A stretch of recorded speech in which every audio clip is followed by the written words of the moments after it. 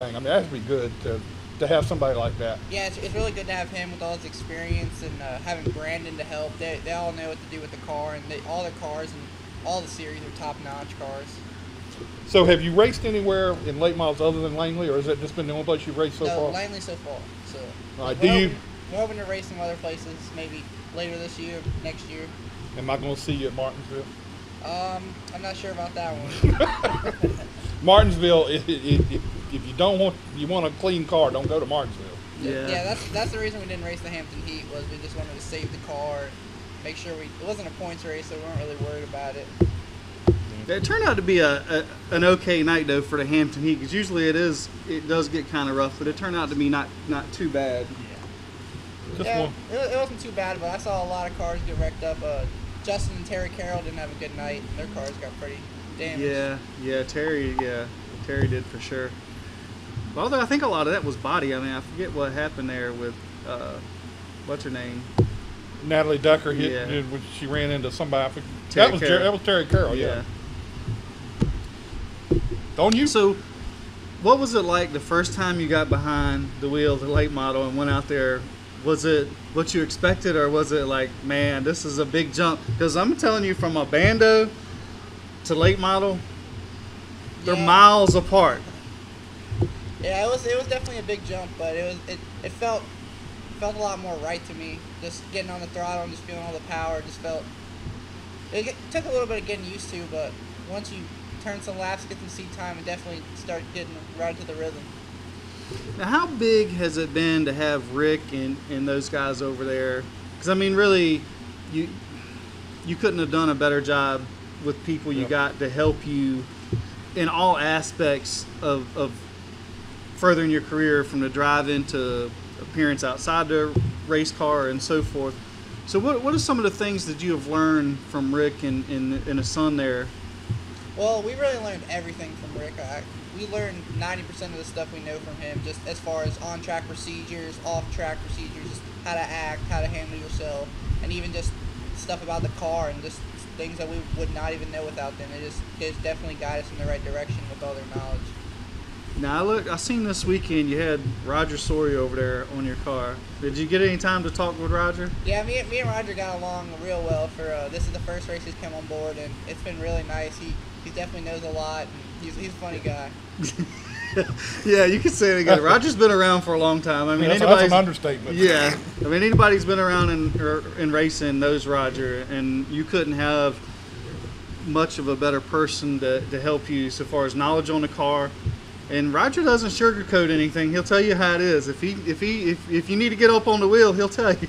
Yeah, he definitely helped us out in that second race. He was on the radio a little bit, guiding me on a couple pointers that I needed to fix, the way driving style wise, and it really showed in the last couple laps how his advice really helped me. Yeah, you were up on the wheel the last few laps. It was exciting to watch you sort of progress and sort of, I felt like at that moment you raised the bar from where you have been.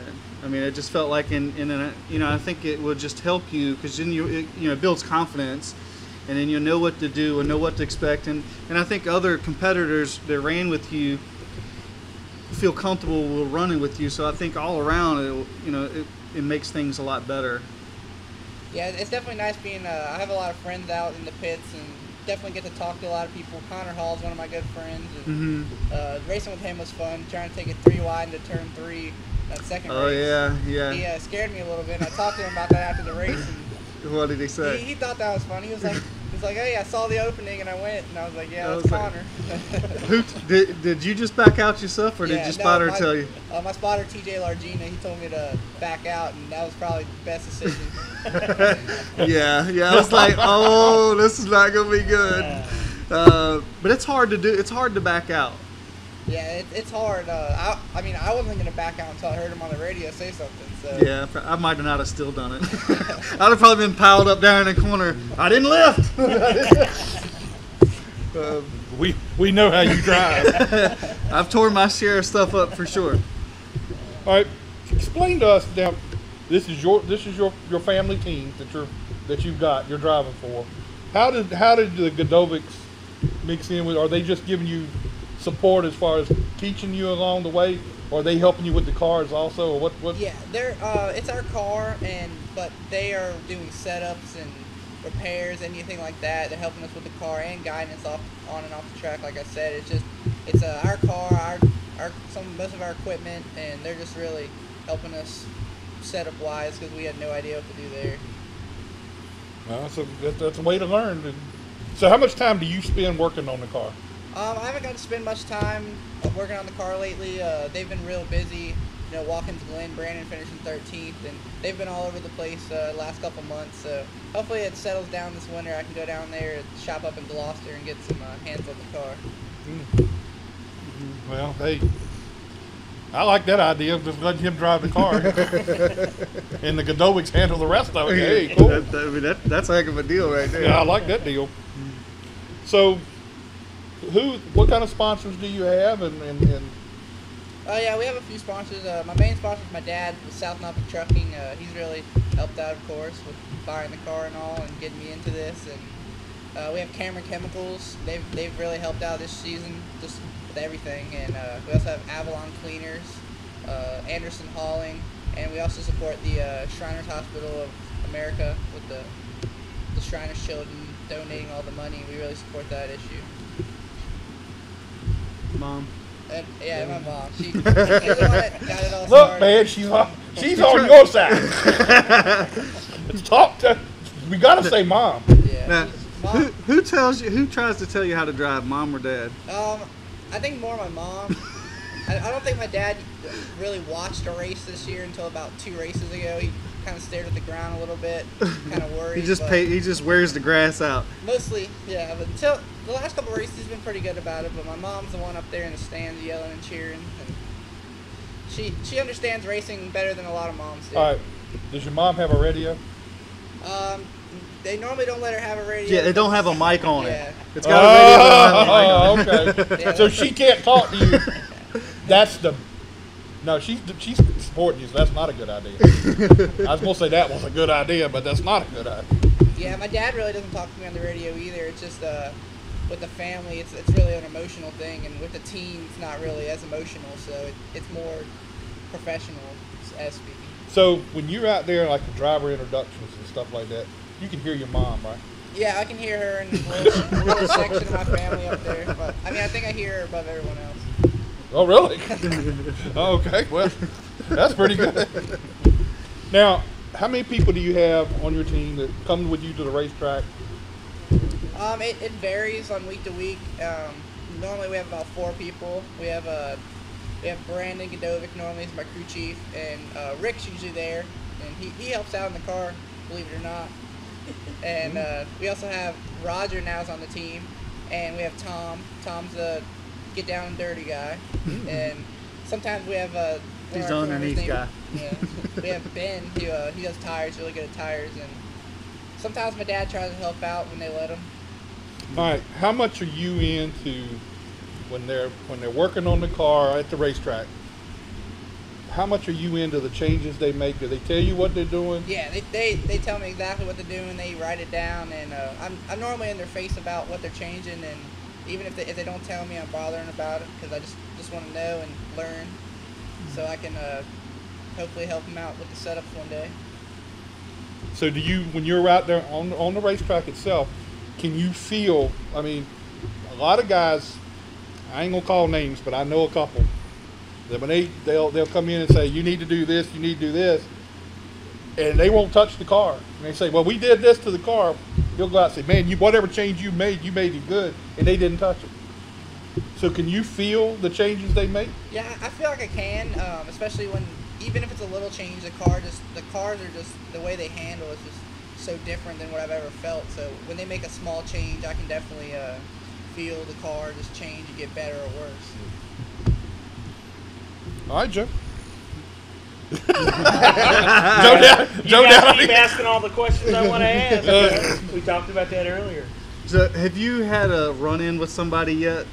I mean, eventually it's going to happen. I mean, you're getting into a wreck with one of your friends, and then it becomes... Yeah, I don't think we've had a run-in with any of our friends so far. everyone's made me pretty clean. Had a wreck in the beginning of the year, but wasn't really a run-in.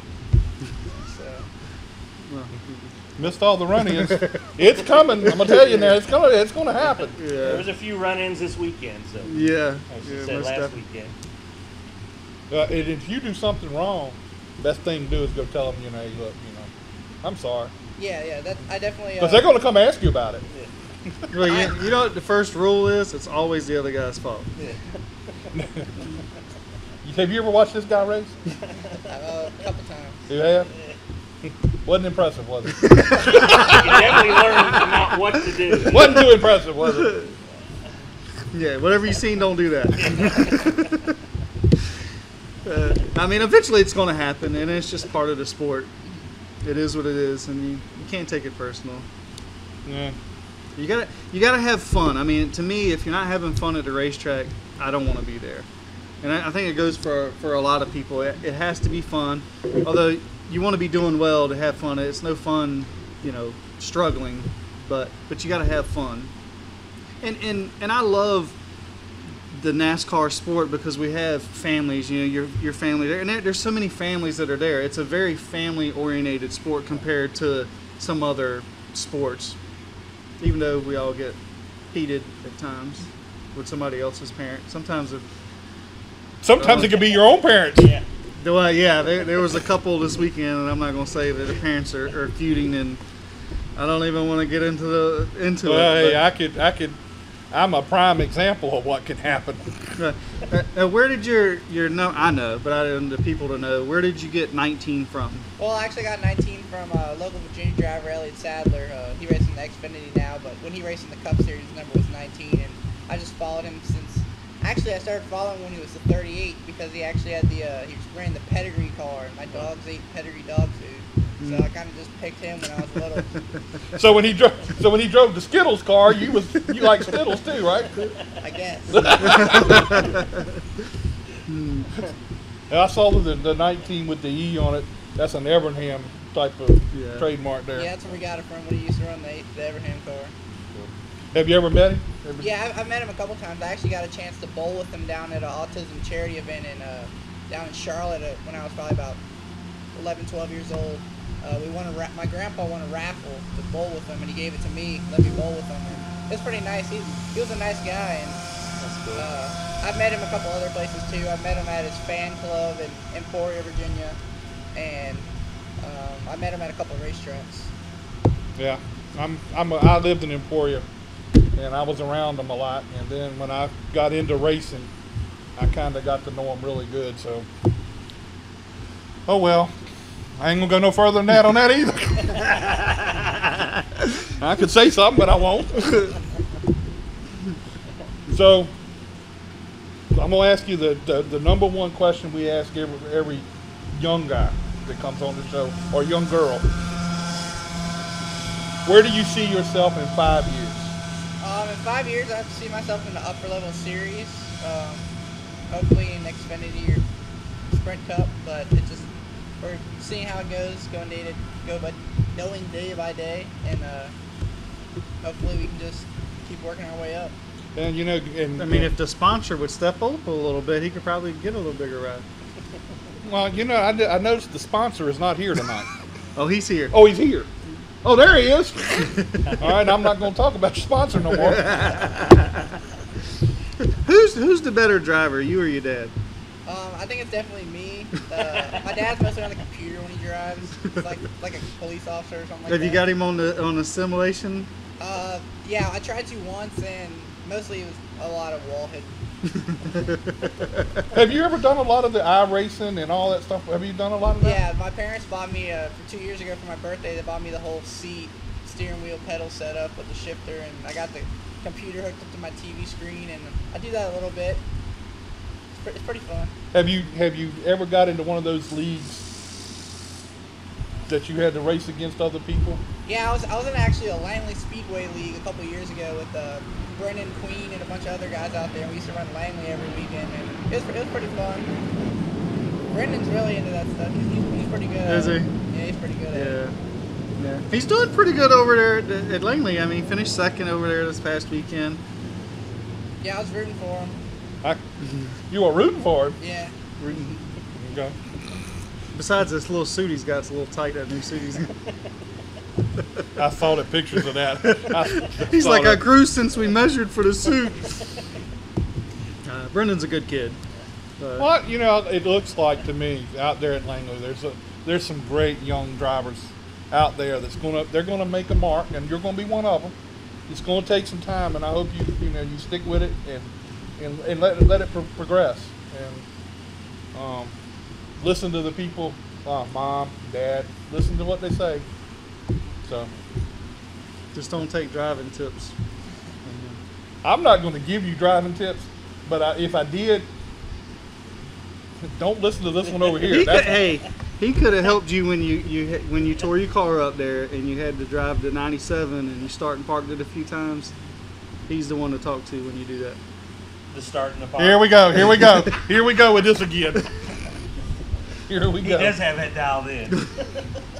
He made that popular before it was even popular. I did it one time. Okay, I did it one time, and that was. We're not even going to go into the reasoning behind it. Don't listen to these guys over here. That's the only thing you can ever be remembered for, man. Is that one time? Yeah, I mean, he started parking mini stocks, not late models, mini stocks. One time, man. One time. See, we have fun on this show, in case you didn't notice.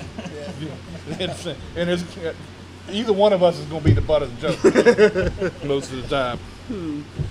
So, anybody else you want to thank? And we're going to keep you here. You're not going anywhere. But we got some other people coming on. Some local guys from Hampton that's a crew chief on the 44 Xfinity car. He's from Hampton. And I know you heard of Bobby Pierce. He's coming on at the end of the show. So, I want you to hang around. Maybe you might have some questions you would like to ask them. I might. All right, cool. All right, what's next on the thing here? I tell you what, let's do before we forget it. Let's do our race predictions for this weekend at Bristol. Yeah, we were dealing with some old people, so they tend to forget. Oh well, the old people won. Well, that was 2 weeks ago. Although he already tried to claim the 20 car this weekend. So we're gonna do our race predictions. You got a race prediction for this weekend? Bristol's Bristol. You never know what'll happen at Bristol. You got that right. So, all right. well, no, you were last, so you I was picked last. first. Yeah, I finished 41st. Don't even go there. Don't even do that, man. That's not even funny. That's not funny at all. I'm going with Kevin Harvick. Ouch. That's who I was going to go with. Me too. I'm going with Kevin. Dude, Bristol. I know, man. I mean, you got to look at now. You got to look at Kevin Harvick. He's had. I mean, everything he's done this year, he's been fast. Yeah. And I thought he was going to win this past weekend too, but that's my pick. All right. You're next. Don't even tell me what Clayton wants. He wants to know, do you like a loose race car or a tight race car? I'm getting to like the loose race car a lot better.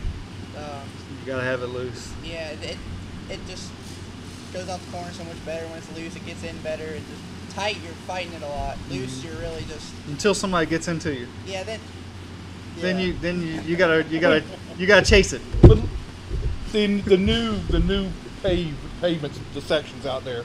How much did that affect what you feel in the car? How much that really changed it almost 360 degrees for me. I think when I went out and practiced the Thursday before this race this weekend, and the track was just so different. If you don't hit the line just perfect now, it'll throw your whole car and shoot you up in the marbles. So do you kind of straddle or do you kind of get two wheels on it? You try to get your right sides on it, and that just gives you the most traction and most grip. Yeah, it gives you a lot of grip. I mean, I know the times seem to be up with the pavement, but you got to get two wheels on it. From what I understand. All right, who's your pick? Clayton says he's got the 2 car. It's probably not a bad pick, No. but I almost want to say the 20 car, but being he's like, it's gonna quit soon. Man, I'm gonna go with the 20 car. Back with it. I'll try Matt. Matt Kenseth. Matt the Brat. I'm going to go back with my winner from the last race.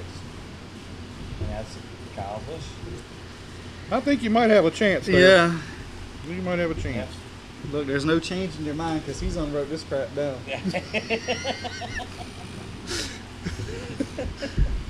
All right, one more news item that we didn't get to a few minutes ago. Danica signs her new contract, 2 years. Got a new sponsor 28 races. for 28 races. Well, they're going to run all of them, but you know, from what I heard, and I made a call as soon as I heard about it to one of my buddies down there. I said, "What's going on?" They said that was come out of completely out of nowhere. Really? The sponsor came completely out of nowhere and threw the money up there and said, "Let's do it." And I guess with the marketing tool that Danica is, Right. I mean, they can't lose. I mean, you know, it's a great fit for any sponsor. I mean, I think you get a lot of bang for your buck with Danica compared to what it would cost to sponsor a Dale Jr. I mean, but she said in her interview afterwards she did not talk to any other teams, that she wanted to race at Stewart Haas, and obviously Haas and Tony Stewart pursued it more than I thought they were going to pursue it. But From I what think we the were deal, told in the beginning, But I yeah. think the deal when Kaufman bought into Ganassi, well, yeah, and but, you that know, moves- they released this weekend. That's not a done deal. He hasn't bought in. It's not. well, done. that's what Felix Sabato says. It's not. It has not been. He cannot have part of that team until the end of the year.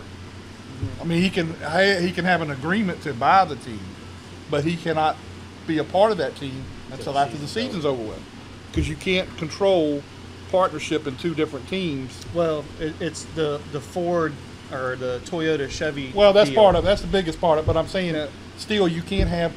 I heard a little bit that Michael may be teaming up with the 78 and having a second team. That's what I'm hearing too. I'm hearing a lot of that. But I'm also hearing that there's a Then possibility. they may go to Toyota. Yeah, and I also hear through the grapevine that Martin Truex may not be back. That'd be a surprise. That he may not be back. That he may be going with Kaufman and them, because he is really big with Kaufman. I mean, because when Truex was at Michael Waltrip's, he was tight with Kaufman. I mean, really big. So I got a feeling that's Well, I'd There's some butter things- up to him too. He's got a lot of money. there's some things going on there that I just don't, you don't know what's under. And I also heard that Sam Hornish is going to be out at Richard Petty after this year. Yeah, I heard. I heard that. I heard that from. Well, I heard it from a crew chief at Richard Petty Motorsports. That's more than likely what's going to happen. Yeah, and I forgot. And what about you had Bubba Wallace and was it Busher fighting there, and then they done swapped them crews. Yeah, that's. Well, it So- wasn't. It was Ryan Reed's. Okay, It was okay. Ryan Reed's. They didn't switch. They was Ryan Okay. Reed and Bubba. I They was got gonna switched. say that's gonna be terrible because him and the crew chief just got into it the week or 2 weeks before, and now he's your crew chief. And the Mid Ohio race. Did y'all see the end of the Mid Ohio race? No, I heard it No, was great. that's right. Y'all were at the racetrack. I was at home doing what I was supposed to be doing. So I was told. But impact. Yeah. I'm not henpecked. I've got an injured wife at home. I heard that nickname the other day. Yeah, I saw it on text message too, and you know There was exactly no where it come response. from. No, there was no response.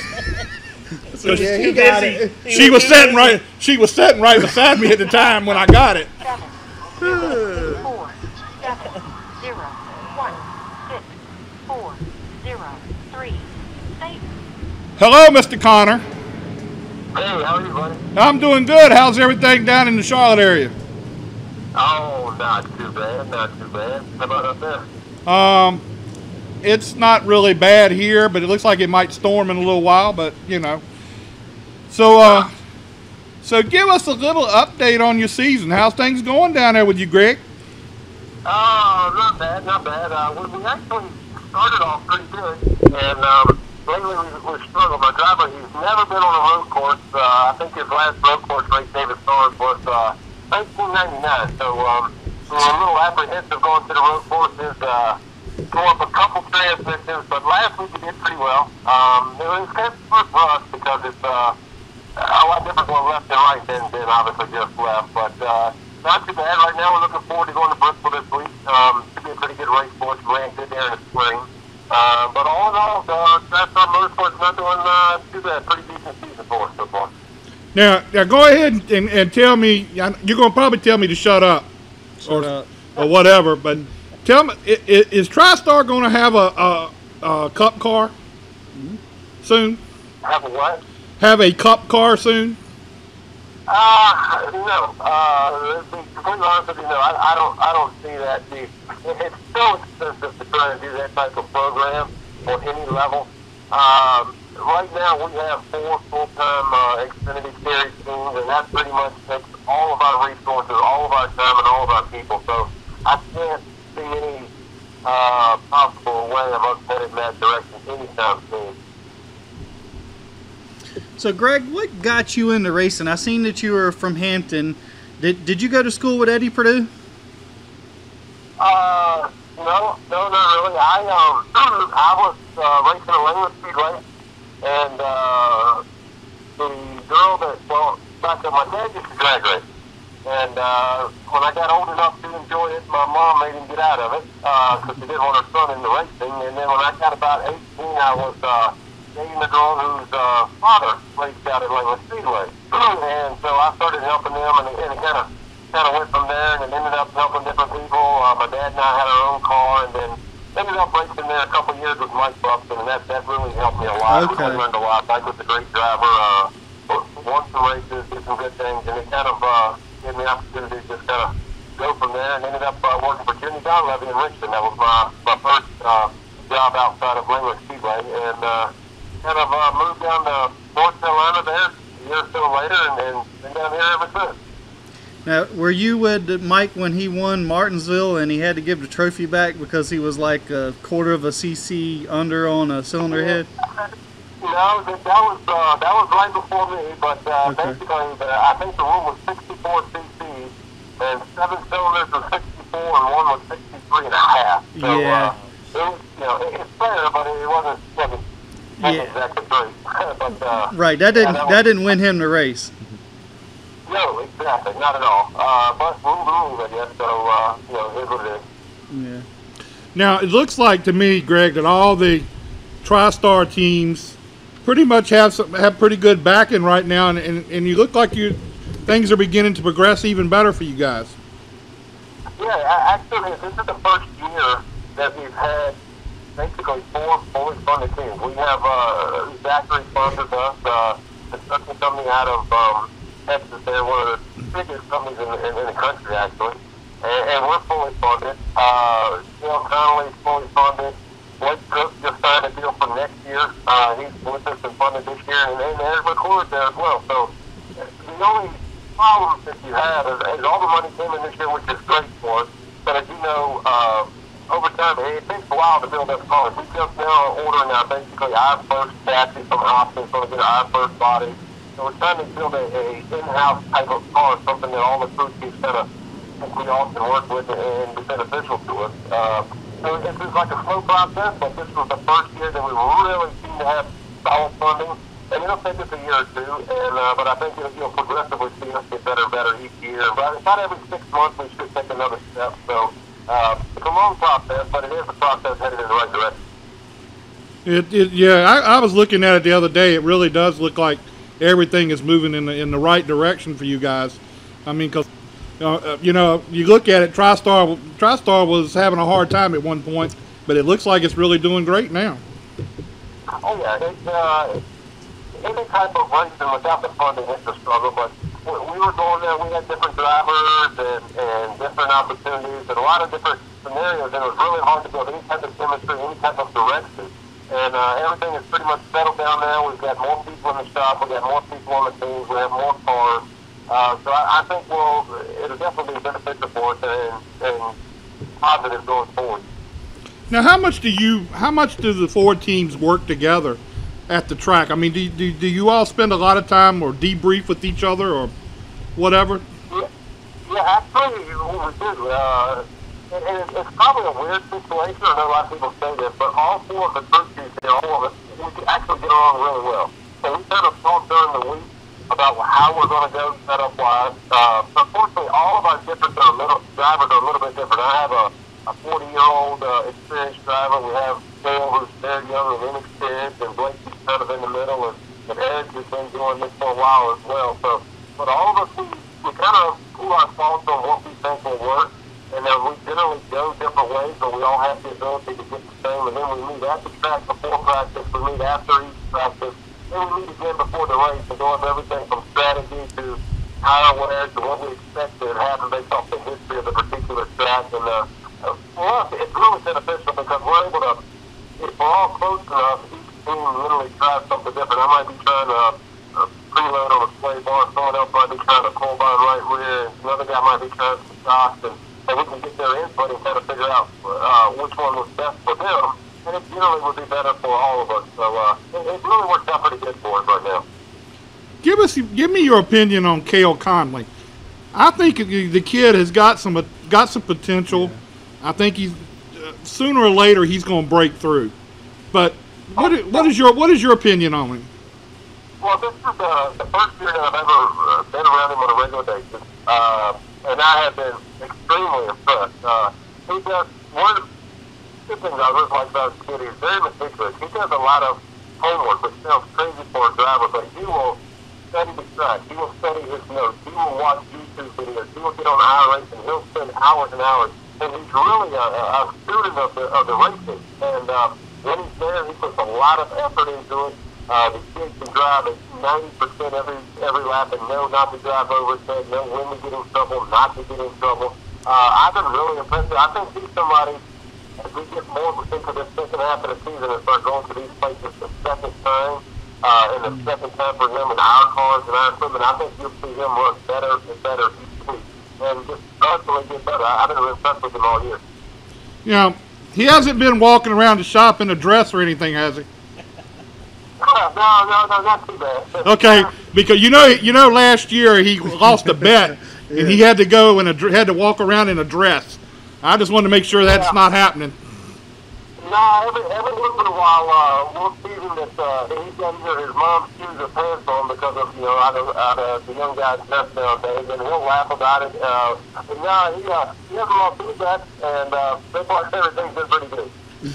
All right, now we've got a young Langley driver sitting here with us right now, Cameron Bowen. Give him what you think he needs to do to be successful out at Langley Speedway. Oh, wow. Well, I think that a lot of it is you're going to get out of it about what you put into it. And again, I use Cale as an example. He studies the track. If I was a young guy like Langley right now, I would find the veterans and I would ask them as many questions as I possibly could.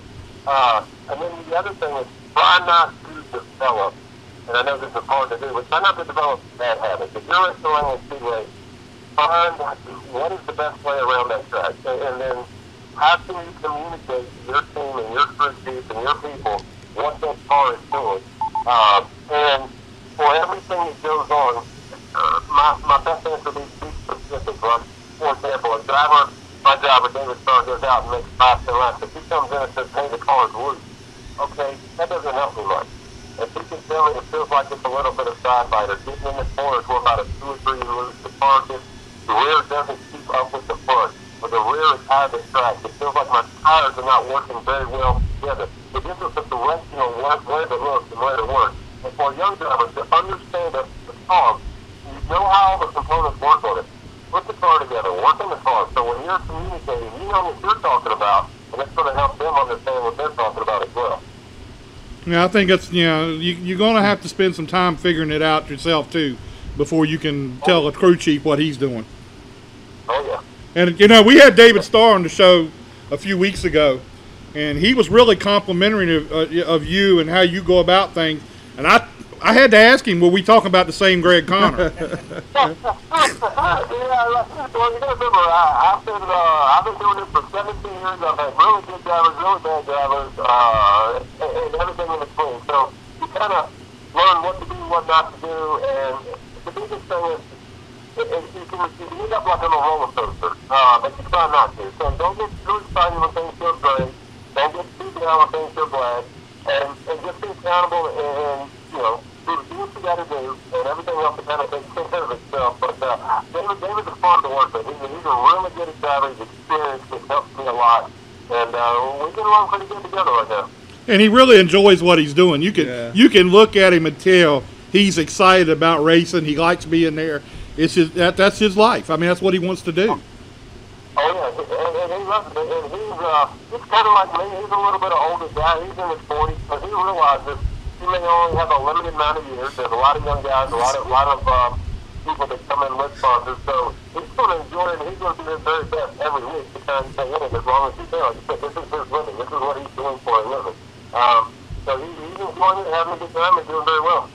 Now, run this older fella thing by me again. How old are you? How old am I? Yeah. I just turned 50 last month. So, You turned 50. Okay, that makes me feel better. Okay. Because you said 40. You said 40 something. It scared me there for a minute. You said an older fella. Yeah. Now you're one of us. That's cool. I'm all right now. What do you mean us? Don't put me in that category. Yeah, the worst part about it is I got a granddaughter that's 5, so whenever I see her, it's like, oh, this is great, I love messing around my grandbaby, and then I realize, dang, no, man, I got a grandbaby, she's almost 5, so now I really feel old. But, Hey, look, Greg, I got two grandchildren, and I got another one on the way. And he is old. Congratulations. Huh? Congratulations. Congratulations. Thank you. You know about the one that's on the way, right? Oh, yeah. So He probably knew before you. yeah, I may have. Anyway, Yeah, exactly. Well, I don't know if you know it, but here at Tri-Star Motorsports, we kind of have a pretty cool Langley Speedway next to. Obviously, I grew up there, raced there for years. Crew chief for Phil Curley, Eddie Purdue, who obviously he raced there. Yeah. And crew chief for a while. And my normal spotter, he can't do non-companion events. So there's been a couple times when we raced Iowa and a couple other places. And Anthony Warren, who I actually raced with his dad, Bill Warren, he'll come and spot for me. So we end up at any given time, 3 people literally from Langley Speedway working for Tri-Star Motorsports on any given weekend. So it's kind of cool to Yeah, that's pretty cool. yeah, that's good. That you got to think about it. Langley is probably one of the places where a lot of people get started there and they progress along. Some of us progress. Exactly. Yes. If you can run good there, perform good there well, it actually carries over to just about anywhere you want to go race.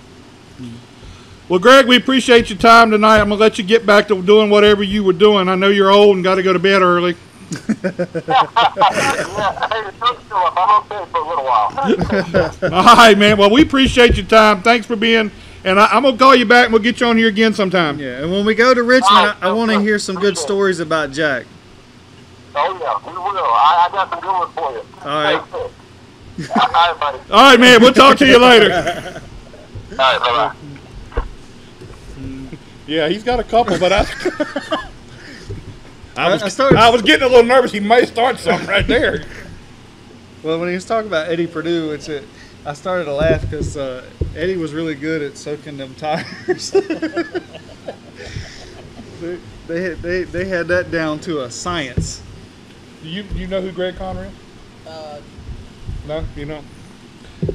Well, then that me telling you who he is ain't gonna matter yet. He's the crew chief on David Starr's car in an Xfinity series.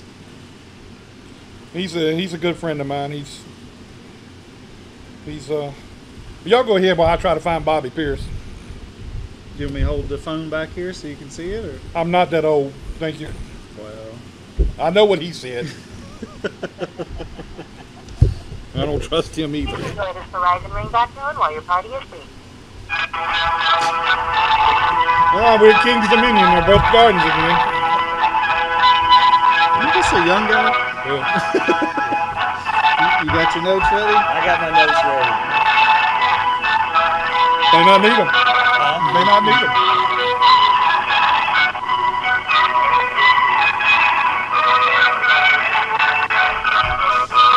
You want to dance or anything? Your call has been forwarded to an automated voice messaging system. 2 7 That might be him calling 7 back. 4 Just 0 answer. 3 0. Bobby Pierce, how you doing? Hey, I'm doing good. How are you? I'm doing great. All right, joining us now on the show is Bobby Pierce, a dirt driver, and a runner-up at Eldora. And, man, I heard this weekend you did the asphalt late models at Hickory and finished second there, too. Yeah, it was a fun deal for sure. Just to get, the opportunity to have a good car under me on asphalt means a lot. Because, if you have a bad car on asphalt, then it can make for a long day, especially. So, to get a third place finish or second, depending on the disqualification of somebody. But I don't know, we'll take it. I was just going into that race and in the race at Eldora, just hoping for some good finishes, getting good experience, and we ended up running very good in both of those races. So I couldn't ask for more, really. Well, good. Now, was this your first time on asphalt? That was my fourth race on asphalt. I raced in Memphis 2 years ago, and then I raced New Smyrna this year and Slinger up in Wisconsin. So that was my fourth race. Still learning. That's one thing about asphalt is, when you take a dirt driver, there's just a lot of bad habits I think you have to throw out the window when you drive an asphalt car. But it's, I'm catching on really quick, I feel. And, every single time I drive an asphalt car, feels like almost every single time I go on the racetrack, there's something that I'm learning every time. As a driver, there's some things that could take years before you start to master them. And, I've had some guys such as, Josh Berry, which is very good at Hickory. He was teaching me a lot about how to drive the racetrack, and I was trying to take all of his years' experience and, put them into that one race. So it's definitely a challenge, but it's a lot of fun, too. Well, how did you get tied in with Dale Jr. and Junior Motorsports to get that ride there for that race at Hickory? Yeah, well, Darren Odell is the director of motorsports for Speedco, and him and my dad have been friends, and, they've talked for years and stuff, and, then Darren talked to L.W. Miller, which is, in with Junior Motorsports and all that, and he talked to Dale, and Dale had a good idea, and, kind of just went from there, I guess, and the main reason we did that is to try to get some asphalt experience, hopefully I get to race the truck at Martinsville, and so on. So if I get to do that, then we wanted to make sure I had plenty of asphalt experience with my belt, and, those guys, Darren, L-Dub, and, Bernhardt and everything, they did a great job, and it's a great car to, drive for a team like that. It means a lot. So are you trying to lean into becoming or going to asphalt more than dirt, or are you still happy with dirt? I don't know. I guess I'll just have to see where it takes me, really. Dirt's always going to be my blood for sure, and heck, guys, for now, right now I'm taking a vacation in Myrtle Beach. I'm going to go home, and I'm going to race 5 dirt races in a row. And, but I don't know. We'll see. If we get some more sponsorship on some of these asphalt races that we're trying to go to and stuff, then it'll probably happen. I don't know. That's kind of where I want to go anyways, is more in the asphalt stuff, because they say that's where the money is and all that. And I don't know, even if nothing were to ever happen, it's cool to get the experience and the opportunities, and I think it makes you a better all-around driver in general, too. So, when you're driving all the different types of cars and stuff, it'll make you more universal, I think. All right, now, Eldora was a big deal. How has your life changed since Eldora? You won the pole, and you finished second up there, and had a real good shot. You were right there with a chance to win it. I was pulling for you, but how has that changed for you since you got that big run? Well, apparently, I guess a lot of people are paying attention, because my follower count on all social media just went up like crazy that night, and there's a lot of TV coverage for that race, and with it being a NASCAR race and everything, just the publicity about it was amazing. And, they did a great job with the TV coverage and everything. And I think there was a lot of people that either didn't know me at all, or maybe they've heard about me a little bit, and then they saw me race on TV, and, kind of opened up a lot of eyes, I think. So that was really good for me, and I think NASCAR should have more dirt races, too, because it seems like a lot of fans really got into that stuff.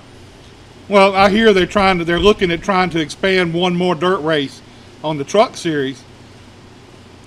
Driving for Mike Mittler and the Mittler team they've never really been a front running team. You took them to the front. I know that had to be a big deal for Mike Mittler and all his team. Oh yeah, for sure. Mike's a great guy to work with, and when I got the pole, just to see his smile on his face was so huge, and he was very excited, to get a pole. That was his first pole he's ever got, and to get that good of a finish, which I think that was his first top 5 he's ever got. So it was really cool to get that for him and his team, and I think a lot of the fans and stuff were rooting for me for that reason, is because he was kind of an underdog for his team and all that stuff. But it was really fun. Now, how many races have you run this year on dirt? Oh, that's probably about 50 races so far.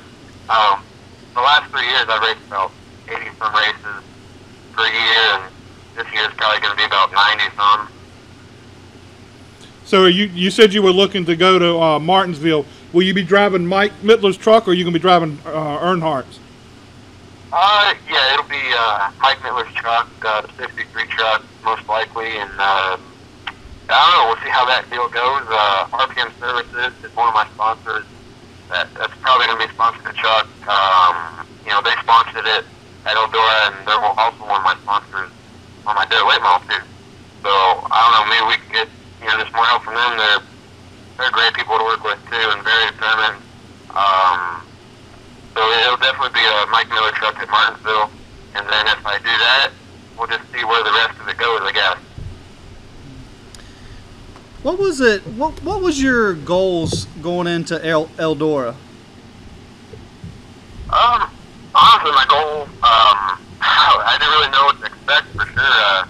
I tested the truck at Tri-Star Speedway about a month before the Eldora race, and honestly, it felt like driving a big old turd. They didn't want to do nothing compared to what I normally drive, and they're a lot more heavier and looser, and then they got tight and all this stuff. But I was kind of anticipating for a decent run at least, considering that it was on dirt, and dirt is what I know. But I was a little nervous, thinking about what the truck's going to feel like at Eldora, But once that first practice session went around, I think it gave me a lot of confidence, once I went up on the chart at a fast time in practice, it made me realize, hey, we're here, we got a fast truck, and we're going to be in this thing. So after that, I was kind of just hoping for a good top 5 finish at least. Bobby, we got one of the guys from out at Langley Speedway, one of the young guys, Cameron Bowen. He'd like to ask you a question too. Yeah, did anything you learn on dirt help you on the asphalt, or was it all just completely different? That's a good question. Definitely did. There's a lot of things that people don't even think about, such as the way you shift in the truck compared to like a dirt late model. It's completely different. The clutch is different. You let off the clutch to take off compared to, as in a late model, you push in on the clutch to take off. And a lot of those things that I took from that and applied it to the asphalt stuff, because it's the same deal. But I also, just the overall feel of the truck, even though it was on dirt, I think I still took a lot of that and applied it to the asphalt. Do you feel like running on dirt, you learn more car control compared to somebody that comes up and just runs asphalt? I think that's one thing that an argument for a long time between dirt and asphalt people. But there's definitely, you got to have a lot of car control in dirt. And I remember when I was first starting out racing super late models, I was 13 and 12 years old, and it took me a while. It really did. And the asphalt stuff just kind of came a little bit more natural feeling. But there are a lot of things that are different from both dirt racing and asphalt racing, that they acquire different feels of the race car. So there's a lot of differences, but there's also a lot of similarities. And I think someone that's racing asphalt should definitely give dirt a try, and it might, help them. Well, I would think with 118 career wins, that you really got it dialed in on the dirt racing. Yeah, dirt's definitely my stuff for sure. You know, like I said, dirt's in my blood, but you know, asphalt's something that we're somewhat trying to get into, and like I said, you know, even it'll make me a better driver on the dirt too. You know, to drive the car straighter and to drive with the front end more than the back end. So that'll help. Where did you get the nickname Smooth Operator? Where did that come from? Well, my dad's nickname was the tall, cool one. And then when I first started out racing, it was the short, cool one. And as I got older, I didn't really like that, so I wanted to change to something else. I didn't really care. And I don't really know. I guess it was between the announcer, Rick Eshelman used to announce for the World of Outlaw late models, and I think he came up with it. I'm not really sure, but I don't know. It's kind of stuck from then. In your late model car on dirt, is that your car, or are you driving for somebody else? Yeah, that's my car. You know, my dad built some Bob Pierce race cars. I got 2 of them, and there's been sometimes I've drove other people's cars, but you know, it's our stuff. So, where are you based out of? What area are you based out of? Oakwood, Illinois, which it's about 2 hours straight south of Chicago, almost into Indiana is where we're at. There's a lot of, you know, their late model racing is big around that area for sure. Yeah, it's a lot of them in the area. I passed through there. I saw a bunch of dirt tracks through there. Is that where you got your ticket at? No, I got my ticket in Missouri. Hey, now when you were at Eldora, after you run practice a couple of times, did some of the veterans of the truck series, did they come over and start asking you questions? There's some, I guess. I think they, you know, wanted to know how I was getting around there, I guess, but I don't know. Answer my question. How happy were you after the race? I mean, you had a shot at winning the race. I mean, it's got to be a huge shot in the arm to take, and I'm not downing, but the type of equipment that you had and finish where you did, I would say you took the truck further than probably somebody else could have took it, and that says a lot for you. I mean, it just had to be so gratifying afterwards. Yeah, it definitely was, and I think a lot of people just came up to me after the race, and, you know, once I've seen it on TV and stuff, and they said that my dad was even more excited than I was. So it was cool to see him. You know, he was definitely excited, and so was I. Just to take that truck and get a second place run out of it, even to lead the laps I did, felt pretty good. And, you know, Christopher Bell was a great driver, and you know, to race door to door with him like that, you know, that is really cool. You know, I thought it was really cool that you and Chris, I think that was probably Chris's first time on dirt too. And, you know, the 2 of you guys were the show. I mean, you guys were the show. Yeah, definitely. Bell, he's actually a dirt midget driver. And oh, okay. I didn't know that. Yeah. Yep. Yeah, it's actually funny. I was talking to him there at Eldora the day of the race and stuff, and I was asking him how the King's Royal went, which is it's a big sprint car race at Eldora, and they had it about a week before the truck race, and he was running second or third or something, and his right rear tire went down. He ended up flipping like multiple times, and so he was running really good in that race too, which is a major, you know, probably the sprint car's biggest race of the year, besides the Knoxville National. So yeah, he's a big dirt guy in the sprint car midget world, anyways. Oh, okay. Raised by the dirt late model though. Oh, I didn't know that. See, I know some of the people that worked out at KBM, and I didn't know. I thought it was his first time on dirt. They were kind of making a big deal out of it. Yeah, that was his first time on dirt in the truck, though. Oh, okay. Yeah. Hey, we got a fan question online. Have you run any dirt races down south? The farthest down south I've been was East Bay and Volusia, 2 tracks that are located in Florida. You know, I've been down there. I've never been to Georgia though to Charlotte, North Carolina for the World Finals. I got third there one year. And I've been to Magnolia Motor Speedway down in Mississippi. And that's probably the farthest. So. All right, what's been the coolest thing since Eldora, besides being asked to come on this show, that's happened? Coolest thing at Eldora? Well, what's the coolest thing, the coolest person that's called you or an interview that you've done that's really surprised you since Eldora? I don't know. There's been a lot for sure. One guy that comes to my mind is Christopher Bell's crew chief. He called me and stuff, and it was kind of cool to talk to him, about the race and stuff, and joked around about the race and all that. And there's been a lot of radio interviews and stuff like that, which is good. It's always good, to help get my name out there and whatnot. And, you definitely did that. For sure. Yeah. Well, you did that when you got the truck at Eldora. All right, was there anything you could have done differently on that last restart to beat Bell? Get on the gas scooter. Just slide them. There you go. Well, you did a good job. Well, Bobby, we appreciate your time tonight. I know you're on vacation down in Myrtle Beach, and we're not going to keep you too long, but we appreciate you having spending a little time with us. Now you can tell everybody the greatest thing that happened to you since Eldora is being on the show with me and Scott and Joe. Definitely, yep. Okay. Well, and we'll see you at Martinsville. We'll be there. All right, man. We'll talk to you then. Good luck, Rob. All right, appreciate it. Thanks for having me.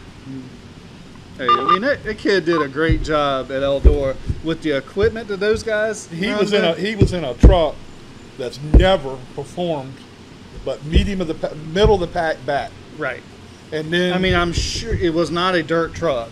I'm sure. I'm sure it was and I'm sure they did not have the motor that Christopher Bell had. Oh no.